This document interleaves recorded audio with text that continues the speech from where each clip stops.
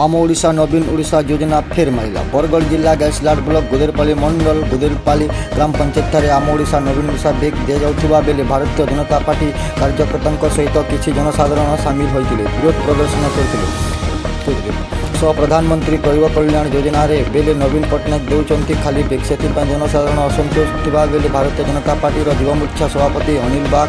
जसकेशन प्रधान पंचानन बरिया प्रसन्न पात्र मनोज नायक अमूल्य प्रधान मंटू बरिया और अन्य कार्यकर्ता माने उपस्थित थिले।